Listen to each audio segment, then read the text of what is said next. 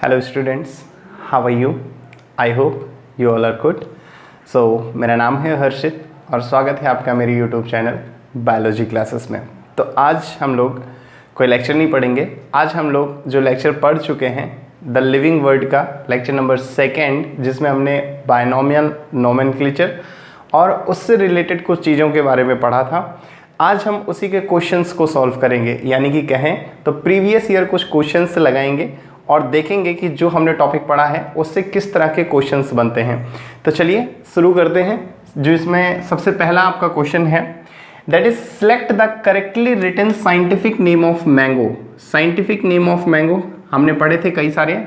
आपकी एनसीईआरटी में जो एग्जाम्पल दिया हुआ है बायनोमियल नोमेनक्लेचर, ठीक है, उसके थ्रू मैंगो का जो नाम है वो एनसीईआरटी में दिया है। लेकिन उसके साथ साथ हमने और भी कई सारे साइंटिफिक नेम पढ़े थे, लेकिन यहाँ पर बात कर रहा है मैंगो का। तो एनसीईआरटी में ये दिया हुआ है और मैंने भी आपको पढ़ाया था। तो चलिए क्वेश्चन को एक बार फिर से रिपीट करते हैं ताकि आपको अच्छे से समझ में आ जाए। Select the correctly written scientific name of mango which was first described by Carolus Linnaeus.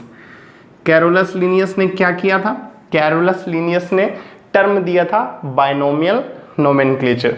तो चलिए बात करते हैं। सबसे पहले ए ऑप्शन है, दैट इज मैंजीफेरा इंडिका। क्या ये सही है? बी ऑप्शन मैंजीफेरा, ये ए है, Mangifera indica Carolus Linnaeus. Question को बड़े ध्यान से पढ़िएगा, ठीक है, एक एक चीज बारीकी से पढ़िएगा तभी समझ में आएगा। सी ऑप्शन है Mangifera indica Linnaeus. D option है मैंजीफेरा इंडिका। तो ऑप्शन इनमें से कौन सा है? क्वेश्चन को आप लोग फिर से ध्यान से पढ़ें। और ए है, A for apple, B for ball, या C for corona, D for दूर रहना। ठीक है, तो कौन सा है जल्दी से बताइए? ए, बी, सी या डी? हो गया होगा, बड़ा आसान सा है, ठीक है। तो इसमें मैं पहले बता देता हूं कि ऑप्शन सी इज करेक्ट, ठीक है, ये वाला करेक्ट है, that is Mangifera indica Linnaeus.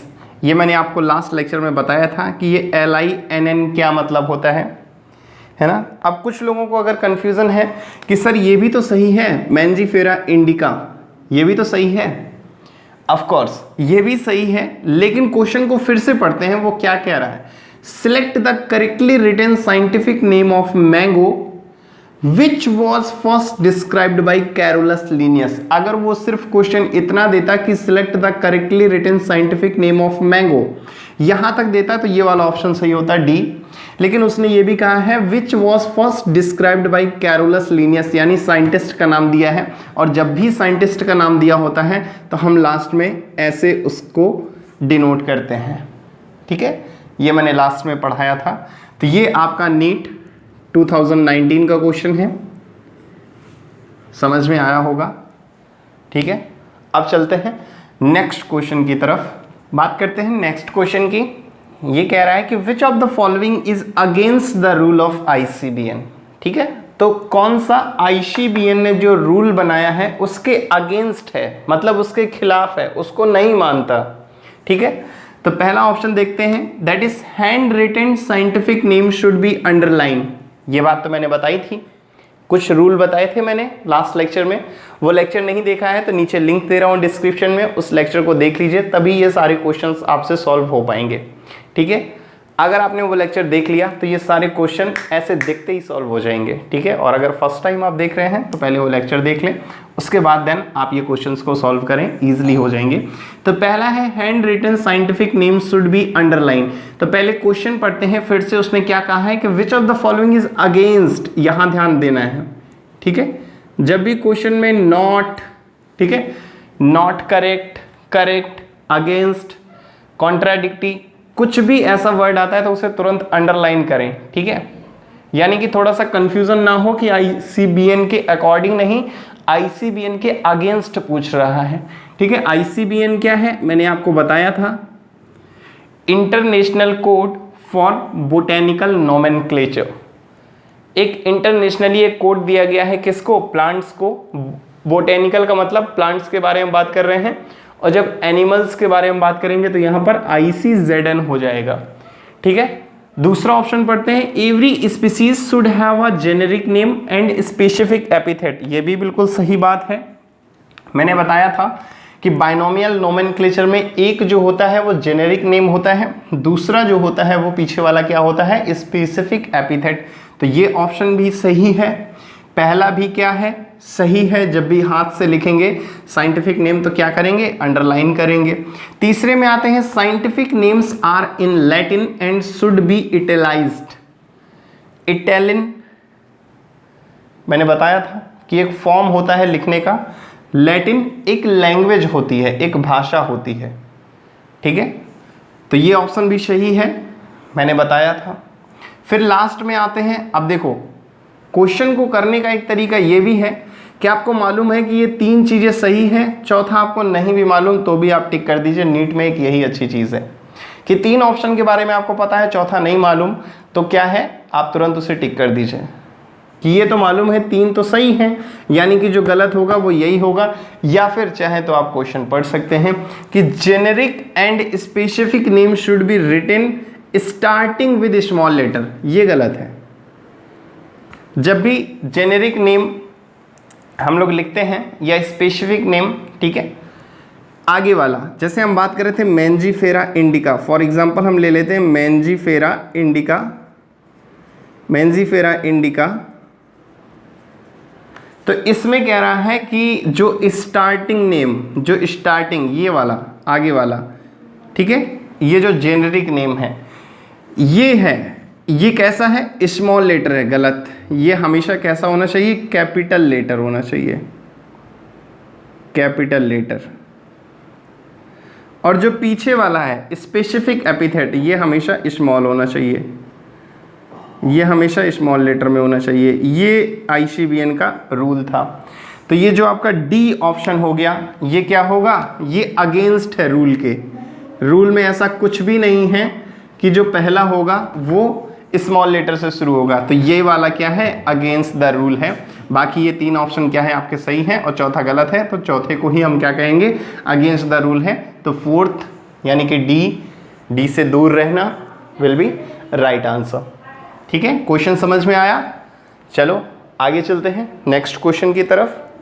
चलिए, तो नेक्स्ट क्वेश्चन है question number 3, that is select the 4 statement A to D given below and select the 2 correct ones. क्या करना है, जो 2 करेक्ट हैं उनको सिलेक्ट करना है आउट ऑफ देम, उनमें से, ठीक है। ये आपका नीट सेकेंड 2016। अब नीट सेकेंड क्यों लिखा है, 2016 में 2 बार नीट हुआ था। एक बार आपका जो मई में होता है वो, उसके बाद क्या हुआ था, कुछ लोगों ने बोला कि पेपर लीक हो गया है, दोबारा कराइए। तो दोबारा कराना इतना आसान नहीं होता, बहुत सारी चीज़ें फिर से करनी पड़ती हैं, है ना। फिर से आप सेंटर्स को बताइए कि हमें फिर से नीट कराना है, फिर से आप स्कूलों में बताइए, है ना, उस दिन, और फिर उसके बाद फिर से उतने टीचर्स अरेंज करिए, ड्यूटी लगवाइए। तो इतना इजी नहीं होता है। नीट एक्चुअली 2 बार ऐसा हुआ था, जिसे 2 बार तो नहीं, एक बार तो कैंसिल ही करना पड़ा था। लेकिन 2016 में उन्होंने कैंसिल नहीं किया था, उन्होंने दोबारा कराया था, ठीक है। तो ये जो दोबारा कराया था उसका क्वेश्चन है। एक बार अभी नीट 2016 का क्वेश्चन एक और हम लेंगे, वो पहले वाले में आया था, और ये जो दोबारा हुआ था, एक मई में हुआ था, एक जुलाई में हुआ था। तो ये जो जुलाई वाला है उसका क्वेश्चन है, ठीक है। तो पहला कह रहा है, क्वेश्चन समझ में आया क्या था। क्वेश्चन ये था कि A से D तक कुछ आपको ऑप्शन दिए गए हैं, उनमें से कोई 2 सही है, वो आपको चुनने हैं कौन से 2 सही हैं, ठीक है। पहला A, definition of biological species was given by Ernest Mayr. अब ये आप लोग कंफ्यूज हो रहे होंगे कि ये तो मैंने नहीं पढ़ाया, ठीक है।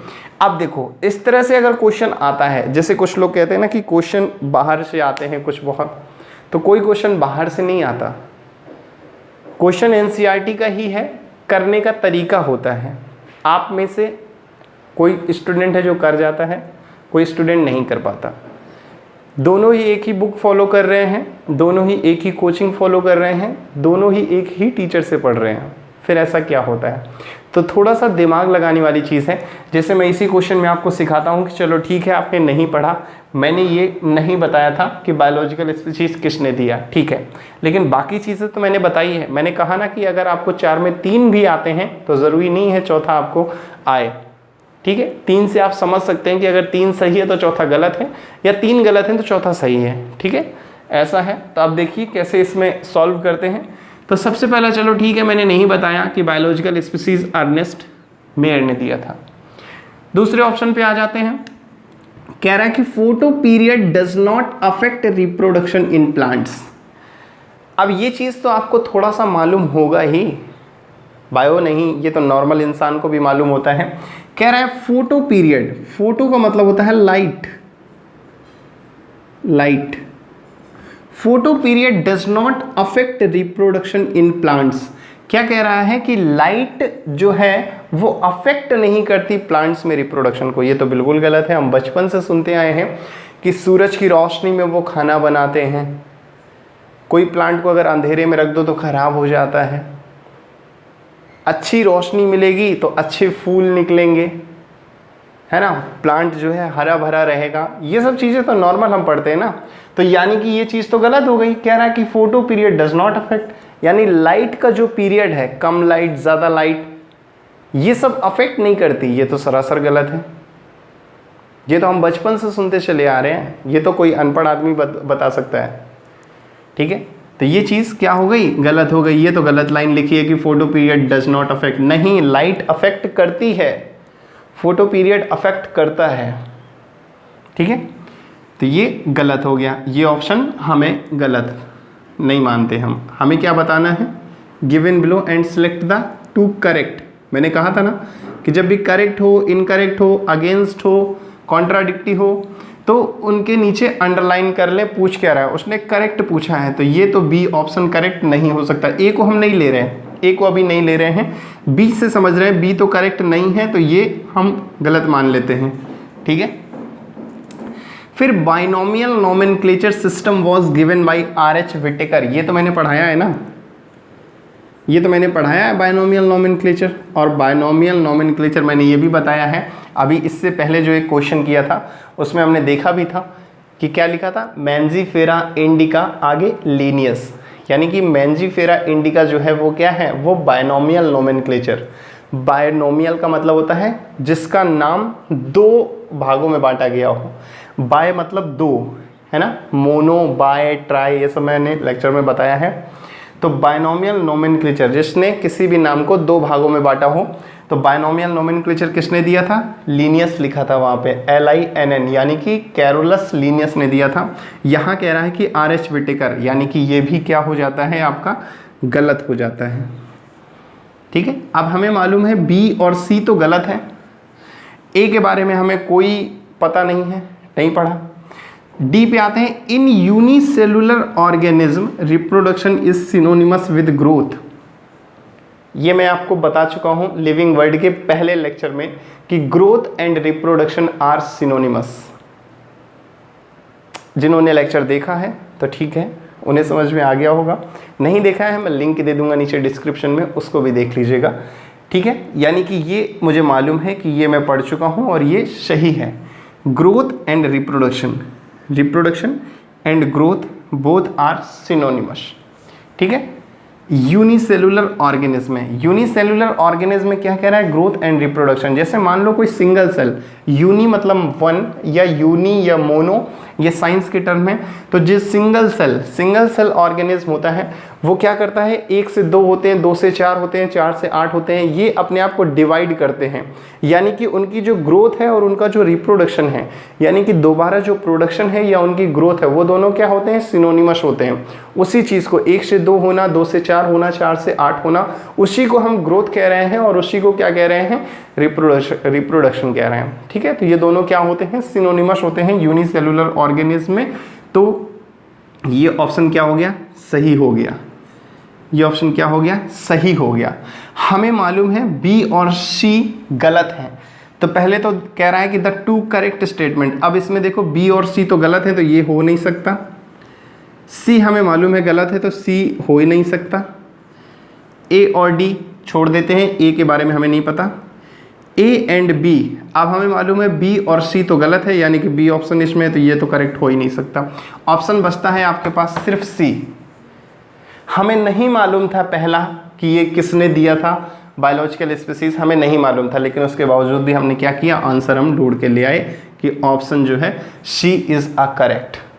यानी कि द टू करेक्ट स्टेटमेंट कौन कौन से हो गए, आपके ए हो गया और आपका डी हो गया, यानी कि option number C is a correct.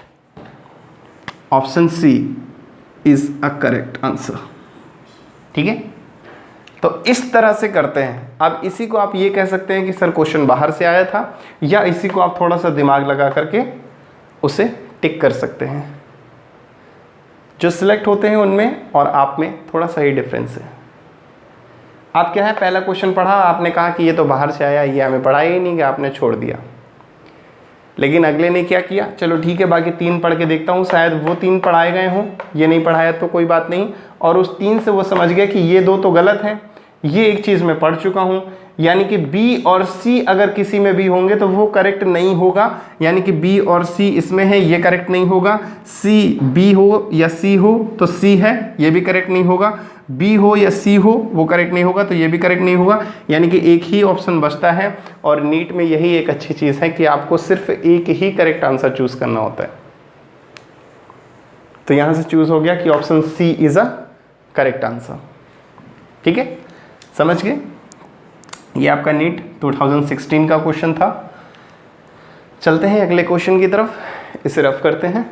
Next question पे आते हैं। That is nomenclature is governed bye a certain universal rule, which one of the following is contrary. मैंने कहा था ना कि कभी भी अगेंस्ट हो, करेक्ट हो, नॉट करेक्ट हो, कंट्रेरी हो, कुछ भी हो, उसे तुरंत अंडरलाइन करें। ठीक है, कंट्रेरी का मतलब भी क्या होता है, अगेंस्ट। ठीक है, अगर कंफ्यूजन है तो मैं लिख दे रहा हूं, कॉन्ट्रेरी का मतलब भी क्या होता है, अगेंस्ट, मतलब उसके खिलाफ, उसने जो दिया था वो नहीं है, उसके अगेंस्ट क्या है, contrary to the rules of nomenclature. ठीक है, क्वेश्चन वही आते हैं घुमा फिरा करके, थोड़ी सी लैंग्वेज चेंज कर दी जाती है। अरे यार, किसी भी टॉपिक से आप कितने ही क्वेश्चन बना लोगे हैं, हर साल कुछ नया थोड़ी बना लोगे। आपने एक चैप्टर से कम मान लीजिए 50 से 100 क्वेश्चन लगा लिए। अब उस 50 से 100 क्वेश्चन में हर एक टॉपिक से क्वेश्चन होगा। इस टॉपिक से मान लो एक नोमेनक्लेचर जो दिया गया है, उससे मान लो जितने भी क्वेश्चन बनते हैं उतने आपने लगा लिया। अब नीट में क्या ही आएगा, वही थोड़ा घुमा फिरा के ही तो आएगा। अभी इसके पहले जो क्वेश्चन आया था उसमें क्या था, अगेंस्ट था। यहाँ क्या हुआ, कॉन्ट्रेरी। क्वेश्चन तो सेम ही है। ठीक है, तो which one of the following is contrary, यानी कि against to the rules of nomenclature. जो नोमेनक्लेचर के रूल्स के अगेंस्ट है, उसके खिलाफ है, उसके कॉन्ट्रेरी है, ऐसा कौन सा ऑप्शन है। तो पहला, the names are written in Latin and italicised. बिल्कुल सही बात है, ये तो रूल में मैंने पढ़ाया हुआ है। ठीक है, B option, when written by hand the names are to be underline. ये भी रूल में है, मैंने पढ़ाया है कि जब भी हाथों से लिखेंगे तो क्या करेंगे, रूल्स को अंडरलाइन करेंगे। C option, biological names can be written in any language. नहीं नहीं नहीं, ये मैंने नहीं पढ़ाया कि आप बायोलॉजिकल नेम्स को किसी भी लैंग्वेज में लिखें। वहाँ साफ साफ मैंने बताया है कि किस में लिखना है, लैटिन लैंग्वेज में लिखना है। किस में लिखना है, लैटिन लैंग्वेज में लिखना है। यानी कि सी ऑप्शन क्या हो गया, गलत है, यानी कि ये अगेंस्ट द रूल है। ठीक है, तो जो ऑप्शन सही होगा वो कौन सा होगा, C. A for apple, B for ball, C for corona, D for दूर रहना। तो सी से कोरोना ऑप्शन इज करेक्ट। ठीक है, अब मालूम है सी करेक्ट है, लेकिन फिर भी उसके बाद डी पढ़ लेते हैं। कोई औचित्य नहीं बनता है ना, कोई मतलब नहीं बनता है पढ़ने का। नीट में ऐसा नहीं करेंगे। जब हमें मालूम है 100% श्योर कि ये सही है, तो उसके बाद हम टाइम बर्बाद नहीं करेंगे। लेकिन अभी हमारे पास टाइम है तो हम पढ़ लेते हैं। The first word in a biological name represent the genus and the second is specific epithet. इसी को एक और बोलते हैं, that is generic name. Confuse मत होना, एनसीईआरटी में जेनेरिक नेम लिखा है, तो जेनेरिक नेम हो या जीनस हो, सेम ही चीज़ है। ठीक है, और जो सेकंड है वो क्या है, स्पेसिफिक एपिथेट। तो ये ऑप्शन भी सही है, कि बायोलॉजिकल नेम में जो आगे वाला होता है, जैसे बात करें मैंजीफेरा इंडिका की, तो मैंजीफेरा आपका क्या है, जेनेरिक नेम है, और इंडिका क्या है, स्पेसिफिक एपिथेट है। ठीक है, तो ऑप्शन सी इज करेक्ट। ये आपका देखो नीट फर्स्ट, यहाँ पर लिखा है नीट फर्स्ट, यानी कि ये जो मई में नीट हुआ था ये उसका क्वेश्चन है, और इसके पहले जो किया है वो जुलाई में दोबारा फिर से नीट हुआ था, और इसमें एक ये भी चीज़ था कि आपने अगर पहला वाला दे रखा है, आप दोबारा नहीं देना चाहते हैं, तो आपके पहले वाले मार्क्स भी मान्य होंगे। ठीक है, या आप चाहें तो दोबारा देना चाहते हैं तो फिर से रजिस्ट्रेशन करें, और अगर आपको लगता है कि आपने 2-3 महीने में और अच्छी प्रिपरेशन कर ली है तो आप नीट सेकेंड दे लीजिए, कोई एक के मार्क्स जुड़ने थे। ठीक है, तो ये क्वेश्चन हो गया। चलते हैं अगले क्वेश्चन की तरफ। आई होप कि ये समझ में आया होगा, सिंपल सा है, इसके पहले भी कर चुके हैं, वही क्वेश्चन घुमा फिरा के आ रहा है। तो चलिए चलते हैं अपने नेक्स्ट क्वेश्चन की तरफ, that is ICBN stand for. ICBN का मतलब मैं पहले भी बता चुका हूँ, इसलिए जल्दी से आपको चूज करना है option A for apple, B for ball, C for corona, D for दूर रहना। तो कौन सा ऑप्शन सही है जल्दी से चूज करें, जिनको पता है। नेक्स्ट क्वेश्चन पे आ जाते हैं। Taxon is the unit of a group of, कौन से ग्रुप की टैक्सॉन एक यूनिट है। यूनिट का मतलब मान लो ग्रुप है, 10 लोग हैं, उनका एक छोटा सा यूनिट है जिससे मिलकर के 10 लोग बने होते हैं। जैसे प्रोटीन बना होता है अमाइनो एसिड से मिलकर, ऐसे ही टैक्सॉन किस ग्रुप की छोटी सी यूनिट है, बताइए। ए फॉर एप्पल ऑप्शन में ऑर्डर दिया है, B for ball that is taxonomy, C for corona that is species, and D for दूर रहना इज जीन्स। समझ में आ गया होगा, सिंपल सा है, ये भी मैं बता चुका हूं। तो चलिए पहले वाले क्वेश्चन की बात करते हैं। ICBN मैंने जैसे बताया था, international code of botanical nomenclature, यानी कि प्लांट्स के लिए जो नाम दिए गए हैं वो बोटेनिकल नोमेनक्लेचर के अंतर्गत दिए गए हैं, और जो आपके एनिमल्स के नाम दिए गए हैं वो जूलॉजिकल नोमेनक्लेचर के लिए दिए गए हैं। तो वहां पर ICZN होता है। तो पहला ऑप्शन देखते हैं, international code of botanical nomenclature. समझ में तो आ रहा है पहला ही ऑप्शन सही है, लेकिन फिर भी बाकी 3 पढ़ लेते हैं। इंटरनेशनल कांग्रेस, ना कांग्रेस और भाजपा की बात हमने नहीं करी। Indian code of botanical, Indian भी बात नहीं करी हमने, कोई इंडियन की बात नहीं करी, तो इंडियन इसमें भी है, ये भी गलत, ये भी गलत, और हमने कोई कांग्रेस की बात नहीं करी। ठीक है, इसलिए जो आपका सही होता है वो कौन सा सही होता है, A option is a right answer. ICBN international code of botanical nomenclature, ये आपका 2007 का क्वेश्चन है। ठीक है, तब नीट नहीं होता था, AIPMT होता था, तो सिंपली 2007 लिखा हुआ है। Then taxon is the unit of a group of. Taxon नाम से ही पता चल रहा है कि टैक्सॉन एक छोटी सी यूनिट है, किसकी, टैक्सोनमी की। जब आप टैक्सोनमी को देखोगे तो उसकी छोटी सी यूनिट आपको दिखाई देगी, दैट इज टैक्सॉन। तो नाम से ही समझ में आ रहा है ना, नहीं भी पढ़ा है तब भी आप इसे सॉल्व कर सकते हैं।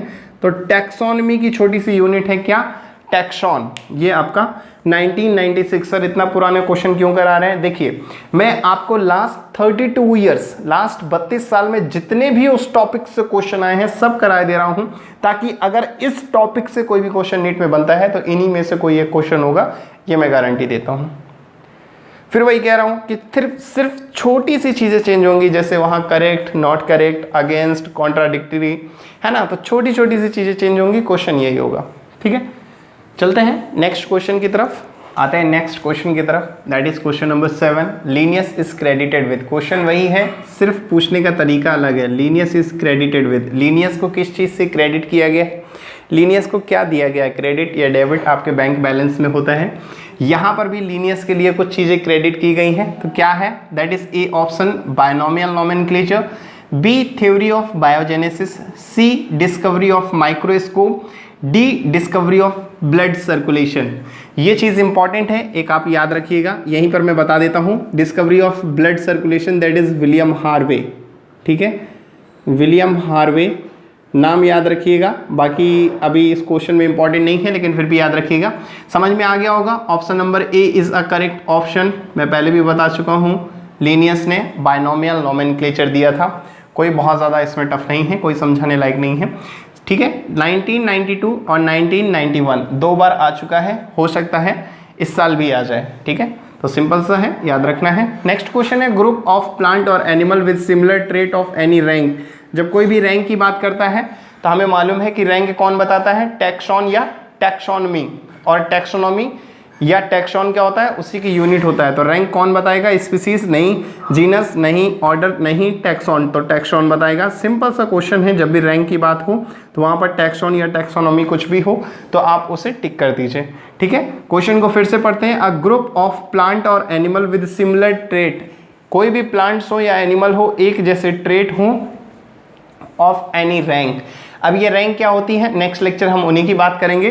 तो यहां पर सिंपल सा टैक्सॉन याद रखना है, यही आपको रैंक बताता है। ये क्या होता है, टैक्सोनॉमी की एक यूनिट होती है, ठीक है। सिंपल सा क्वेश्चन है, समझ में आ गया होगा। नेक्स्ट क्वेश्चन बात करते हैं, नेक्स्ट क्वेश्चन की बात करते हैं। फिर से वही चीज आ गया, अ टैक्सॉन इज, मैंने कहा था कहीं भी रैंक के बारे में बात हो तो टैक्सॉन वर्ड याद रखना, ठीक है। तो देखो कौन सा ऑप्शन में, सिंपल सा ढूंढ लिया करो, एक पॉइंट को पकड़ के रखो, ठीक है। कहीं भी रैंक की बात हो तो टैक्सॉन से रिलेटेड है। बाकी ऑप्शन आप देख लो जल्दी जल्दी। सबसे पहले ए ऑप्शन है ग्रुप ऑफ रिलेटेड फैमिलीज, नहीं, ये भी नहीं है। बी ऑप्शन है ग्रुप ऑफ रिलेटेड स्पीसीज, ये भी नहीं है। सी ऑप्शन है टाइप ऑफ लिविंग ऑर्गेनिज्म, नहीं, कोई लिविंग ऑर्गेनिज्म का टाइप नहीं है। पहले लेक्चर में मैंने बताया था टैक्सॉन कहीं भी नहीं आया था लिविंग ऑर्गेनिज्म में।